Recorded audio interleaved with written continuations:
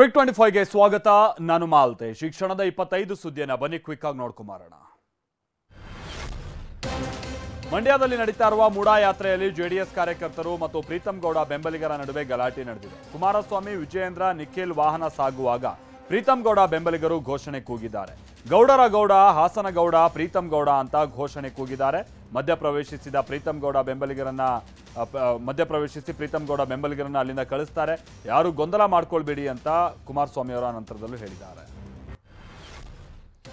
CM Siddaramaiah ವಿರುದ್ಧ ರಾಜ್ಯಪಾಲರಿಗೆ ದೂರು ನೀಡಿರುವಂತಹ ಟಿಜೆ ಅಬ್ರಹಾಂ ವಿರುದ್ಧವೇ ರಾಜ್ಯಪಾಲರಿಗೆ ದೂರನ್ನ ನೀಡಲಾಗಿದೆ. ಸಾಮಾಜಿಕ ಕಾರ್ಯಕರ್ತ ಆಲಂ ಪಾಷಾ ದೂರನ್ನ ನೀಡಿದ್ದು, ಅಬ್ರಹಾಂ ಕೊಟ್ಟಿರುವಂತಹ ದೂರು ಕಾನೂನು ಬಾಹಿರ, ಇದನ್ನ ಪರಿಗಣಿಸದಂತೆ ಕೋರಿದ್ದಾರೆ. ಅಲ್ಲದೆ ಟಿಜೆ ಅಬ್ರಹಾಂ ಬಗ್ಗೆ ಕೆಲ ದಾಖಲೆಗಳ ಸಹಿತ ಸಂಪೂರ್ಣ ಮಾಹಿತಿಯನ್ನು ನೀಡಿದ್ದಾರೆ.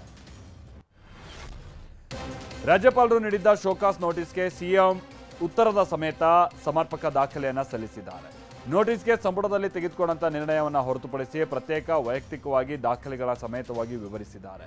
ರಾಜ್ಯಪಾಲ ಗೆಹ್ಲೋಟ್ ಮಾಡಿರುವಂತಹ ಆರೋಪವನ್ನ ಸಿಎಂ ನಿರಾಕರಿಸಿದ್ದಾರೆ. ಪ್ರಕರಣದಲ್ಲಿ ನನ್ನ ಪಾತ್ರ ಇಲ್ಲ, ಯಾವುದೇ ಪ್ರಭಾವವನ್ನು ಬಳಸಿಲ್ಲ ಅಂತ ಪುಟಗಟ್ಟಲೆ ದಾಖಲೆಗಳನ್ನು ಸಲ್ಲಿಸಿದ್ದಾರೆ.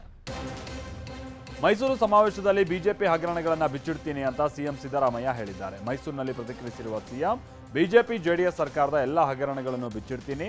ಜೆಡಿಎಸ್ ಬಿಜೆಪಿಯವರು ಯಾವ ಹಗರಣಗಳನ್ನು ಮಾಡಿದ್ದಾರೆ ಎಲ್ಲವನ್ನೂ ಸಂಪೂರ್ಣವಾಗಿ ಸಮಾವೇಶದಲ್ಲೇ ತೆರೆದಿಡ್ತೀನಿ ಅಂತ ಹೇಳಿದ್ದಾರೆ. ಮೂಡಾ ವಿಚಾರದಲ್ಲಿ ನಾನು ತಪ್ಪು ಮಾಡಿಲ್ಲ, ಪ್ರಭಾವ ಬಳಸಿಲ್ಲ ಅಂತ ಸಿಎಂ ಸಿದ್ದರಾಮಯ್ಯ ಹೇಳಿದ್ದಾರೆ. ಮೈಸೂರಿನಲ್ಲಿ ಮಾತನಾಡಿದ ಸಿಎಂ, ಬಿಎಸ್ವೈ ಜೈಲಿಗೆ ಹೋಗಿದ್ದ ಪ್ರಕರಣವೇ ಬೇರೆ, ಇದೇ ಬೇರೆ. ಯಡಿಯೂರಪ್ಪ ಚೆಕ್ ಮುಖೇನ ಹಣ ಪಡೆದಿದ್ರು, ಇಲ್ಲಿ ನಾನು ಯಾವುದೇ ಹಣ ಪಡೆದಿಲ್ಲ, ಪ್ರಭಾವವನ್ನು ಬೀರಿಲ್ಲ ಅಂತ ಹೇಳಿದ್ದಾರೆ. ಜೆಡಿಎಸ್ ಬಿಜೆಪಿಯವರು ನನ್ನನ್ನು ಟಾರ್ಗೆಟ್ ಮಾಡ್ತಾ ಇದ್ದಾರೆ ಅಂತ ಸಿಎಂ ಸಿದ್ದರಾಮಯ್ಯ ಆರೋಪಿಸಿದ್ದಾರೆ. ಮೈಸೂರಿನಲ್ಲಿ ಮಾತನಾಡಿದ ಸಿಎಂ, ನನ್ನನ್ನು ಟಾರ್ಗೆಟ್ ಮಾಡಿ ಸರ್ಕಾರವನ್ನು ದುರ್ಬಲಗೊಳಿಸೋದಕ್ಕೆ ಯತ್ನಿಸಿದ್ದಾರೆ. ಇದರಲ್ಲಿ ವಿಪಕ್ಷದವರು ಯಶಸ್ವಿ ಆಗೋದಿಲ್ಲ. ಬಿಜೆಪಿ ಮತ್ತು ಜೆಡಿಎಸ್ನವರ ಸುಳ್ಳನ್ನ ಜನ ನಂಬೋದಿಲ್ಲ ಅಂತ ಹೇಳಿದ್ದಾರೆ.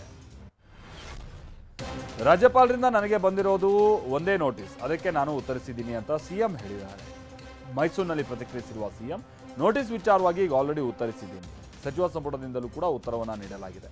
ಕಾನೂನಾತ್ಮಕವಾಗಿ ರಾಜ್ಯಪಾಲರು ಅದನ್ನು ಒಪ್ಕೊಳ್ಬೇಕು ಅಂತ ಹೇಳಿದ್ದಾರೆ. ಮೂಡಾದವರು ನಮ್ಮದು ತಪ್ಪಾಗಿದೆ ಅಂತ ಒಪ್ಕೊಂಡಿದ್ದಾರೆ ಅಂತ ಕೆಜೆ ಜಾರ್ಜ್ ಹೇಳಿದ್ದಾರೆ. ಬೆಂಗಳೂರಿನಲ್ಲಿ ಪ್ರತಿಕ್ರಿಯಿಸಿರುವ ಜಾರ್ಜ್, ಮೂಡಾ ಅನಧಿಕೃತವಾಗಿ ಬಡಾವಣೆ ಮಾಡಿದ್ರೆ ಸುಮ್ಮನೆ ಇರಬೇಕಾ? ಮೂಡಾದವರು ಸೈಟ್ ಕೊಟ್ಟಾಗ ಬಿಜೆಪಿಯವರೇ ಅಧಿಕಾರದಲ್ಲಿದ್ದದ್ದು. ಮೂಡಾದವರು ನಿರ್ಧಾರ ತೆಗೆದುಕೊಂಡಾಗ ಬಿಜೆಪಿ ಸರ್ಕಾರವೇ ಇತ್ತು ಅಂತ ವಾಗ್ದಾಳಿ ನಡೆಸಿದ್ದಾರೆ. ಆಗಸ್ಟ್ 9ರಂದು ಮೈಸೂರಿನಲ್ಲಿ ಕಾಂಗ್ರೆಸ್ ಜನಾಂದೋಲನ ಸಮಾವೇಶ ನಡೆಯುತ್ತೆ. ಮಹಾರಾಜ ಕಾಲೇಜು ಮೈದಾನದಲ್ಲಿ ಸಮಾವೇಶ ನಡೆಯಲಿದ್ದು ಸಿಎಂ ಸಿದ್ದರಾಮಯ್ಯ ಭೇಟಿ ನೀಡಿ ಪರಿಶೀಲಿಸಿದ್ದಾರೆ. ಸಮಾವೇಶದ ರೂಪುರೇಷೆಗಳ ಕುರಿತು ಮಾಹಿತಿಯನ್ನು ಪಡೆದಿದ್ದಾರೆ. ಇನ್ನು ಸಿಎಂಗೆ ಸಚಿವರಾದ H C Mahadevappa, K Venkatesh, Yathindra Siddaramaiah ಸಾಥ್ ನೀಡಿದ್ದಾರೆ. ಉಚಿತ ಯೋಜನೆ ನೀಡ್ತಾರೆ ಅಂತ ಜನ ಕಾಂಗ್ರೆಸ್ಗೆ ವೋಟ್ ಕೊಟ್ಟರು, ಆದರೆ ಕಾಂಗ್ರೆಸ್ ದುಡ್ಡು ಹೊಡೆಯೋ ಕೆಲಸ ಮಾಡ್ತಾ ಇದೆ ಅಂತ ಆರ್ ಅಶೋಕ್ ವಾಗ್ದಾಳಿ ನಡೆಸಿದ್ರು. ಮಂಡ್ಯದಲ್ಲಿ ಮಾತನಾಡಿದ ವಿಪಕ್ಷ ನಾಯಕ ಸಿಎಂ ಸಿದ್ದರಾಮಯ್ಯ, ನಾನು ಕ್ಲೀನ್ ಇದ್ದೀನಿ ಅಂತ ಹೇಳ್ಕೊಳ್ತಾರೆ. ಕ್ಲೀನ್ ಆಗಿ ಇಟ್ಕೊಂಡೇ ಮೂಡಾ ಸೈಟ್ಗಳನ್ನು ನುಂಗಿದ್ದೀರಾ ಅಂತ ಪ್ರಶ್ನಿಸಿದ್ದಾರೆ. ಶ್ರೀಗಂಧದ ಮರಗಳನ್ನು ಕಡಿದು ಸಾಗಿಸೋಕೆ ಯತ್ನಿಸ್ತಾ ಇದ್ದ ಇಬ್ಬರನ್ನ ಅರೆಸ್ಟ್ ಮಾಡಲಾಗಿದೆ. ಬಾಗಲಕೋಟೆ ಜಿಲ್ಲೆ ಬೀಳಗಿ ಅರಣ್ಯ ವ್ಯಾಪ್ತಿಯ ಮುಧೋಳದ ಮೆಳ್ಳಿಗೇರಿ ಗ್ರಾಮದ ಬಳಿ ಆರೋಪಿಗಳನ್ನು ಬಂಧಿಸಲಾಗಿದೆ. ಬಂಧಿತರಿಂದ 107 ಕೆಜಿ ತೂಕದ ಶ್ರೀಗಂಧದ ಮರದ ತುಂಡುಗಳನ್ನು ಜಪ್ತಿ ಮಾಡಲಾಗಿದೆ. ಬಂಧಿತ ಆರೋಪಿಗಳಾದ ರಾಘವೇಂದ್ರ, ನಾರಾಯಣ ಅವರನ್ನ ನ್ಯಾಯಾಂಗ ಬಂಧನಕ್ಕೆ ಒಳಪಡಿಸಲಾಗಿದೆ. ನಿಯಂತ್ರಣ ತಪ್ಪಿ ಕಿಯಾ ಕಾರು ಮನೆ ಅಂಗಳಕ್ಕೆ ಉರುಳಿ ಬಿದ್ದಿದೆ. ಚಿಕ್ಕಮಗಳೂರು ತಾಲೂಕಿನ ಮಲ್ಲೇನಹಳ್ಳಿ ಗ್ರಾಮದ ಬಳಿ ಸುರಿತಾ ಇರುವಂತಹ ಭಾರೀ ಮಳೆಗೆ ಅವಾಂತರಗಳು ಹೀಗೆ ಸೃಷ್ಟಿಯಾಗ್ತಾ ಇದೆ. ಅದೃಷ್ಟವಶಾತ್ ಪ್ರಾಣಾಪಾಯದಿಂದ ಕಿಯಾ ಕಾರು ಚಾಲಕ ಪಾರಾಗಿದ್ದಾರೆ. ಕಾರು ಡಿಕ್ಕಿ ಹೊಡೆದಂಥ ರಭಸಕ್ಕೆ ಕಾಂಪೌಂಡ್ನ ಅಂದರೆ ಆ ಗೋಡೆ ಸಂಪೂರ್ಣವಾಗಿ ಕುಸಿತಗೊಂಡಿದೆ. ಮಂಗಳೂರು ಪಾಲಿಕೆ ಅಧಿಕಾರಿಗಳಿಂದ ಬೀದಿ ಬದಿಯ ಅನಧಿಕೃತ ಗೂಡಂಗಡಿಗಳನ್ನು ತೆರವು ಮಾಡುವಂಥ ಕಾರ್ಯಾಚರಣೆ ನಡೆಸಲಾಗ್ತಾ ಇದೆ. ನಿಯಮ ಮೀರಿ ವಿಸ್ತರಣೆ ಮಾಡಿರುವಂತಹ ಅಂಗಡಿಗಳನ್ನು ತೆರವುಗೊಳಿಸಲಾಗ್ತಾ ಇದೆ.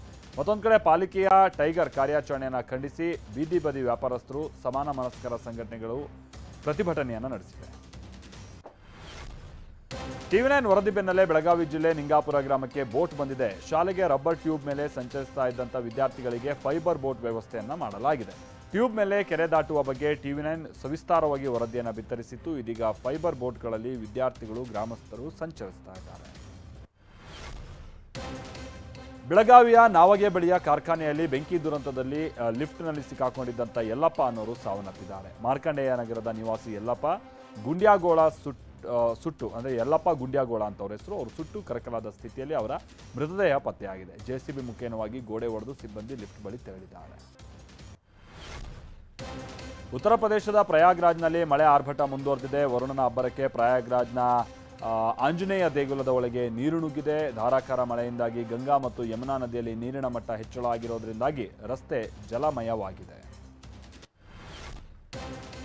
ಕುಸ್ತಿಪಟು ವಿನೇಶ್ ಫೋಗಟ್ಗೆ ನಿನ್ನೆ ಸಂಜೆಯೇ ತೂಕ ಹೆಚ್ಚಾಗಿರುವ ಬಗ್ಗೆ ತಿಳಿದಿತ್ತು. 2 kg ಹೆಚ್ಚು ತೂಕ ಇದ್ದಿದ್ದರಿಂದಾಗಿ ರಾತ್ರಿ ಇಡೀ ವರ್ಕೌಟ್ ಮಾಡಿದ್ದರು. ನಿದ್ದೆಗೆಟ್ಟು ಜಾಗಿಂಗ್, ಸ್ಕಿಪ್ಪಿಂಗ್, ಸೈಕ್ಲಿಂಗ್ ಮಾಡಿದ್ರು. ಇಷ್ಟೆಲ್ಲ ಕಷ್ಟಪಟ್ಟಿದ್ರು. 100 ಗ್ರಾಂ ಹೆಚ್ಚುವರಿ ತೂಕ ಇತ್ತು. 100 ಗ್ರಾಂ ತೂಕ ಇಳಿಸೋದಕ್ಕೆ ಕೇವಲ 1 ಗಂಟೆ ಸಮಯಾವಕಾಶವನ್ನು ಕೇಳಿದ್ದರು. ಆದರೆ ಒಲಿಂಪಿಕ್ ಸಂಸ್ಥೆ 1 ಗಂಟೆ ಕಾಲಾವಕಾಶ ನೀಡದೇ ಇರೋದ್ರಿಂದಾಗಿ ಫೈನಲ್ನಿಂದ ಅವರು ಹೊರಬಿದ್ದಿದ್ದಾರೆ ಅಂತ ಹೇಳಲಾಗ್ತಿದೆ. ಪ್ಯಾರಿಸ್ ಒಲಿಂಪಿಕ್ಸ್ನಿಂದ ಅನರ್ಹಗೊಂಡ ವಿನೇಶ್ ಫೋಗಟ್ ಬಗ್ಗೆ ಮೋದಿ ಟ್ವೀಟ್ ಮಾಡಿದ್ದಾರೆ. ವಿನೇಶ್, ನೀವು ಚಾಂಪಿಯನ್ಗಳಿಗೆ ಚಾಂಪಿಯನ್. ನೀವು ಭಾರತದ ಹೆಮ್ಮೆ ಮತ್ತು ಪ್ರತಿಯೋರ್ವ ಭಾರತೀಯರಿಗೂ ಸ್ಫೂರ್ತಿ. ಇಂದಿನ ಹಿನ್ನಡೆ ನೋವು ತಂದಿದೆ. ವಿನೇಶ್ ಅನರ್ಹ ಸುದ್ದಿ ಕೇಳಿ ನಂಬೋದಕ್ಕೆ ಸಾಧ್ಯ ಆಗ್ತಾ ಇಲ್ಲ ಅಂತ ಟ್ವೀಟ್ ಮಾಡಿದ್ದಾರೆ.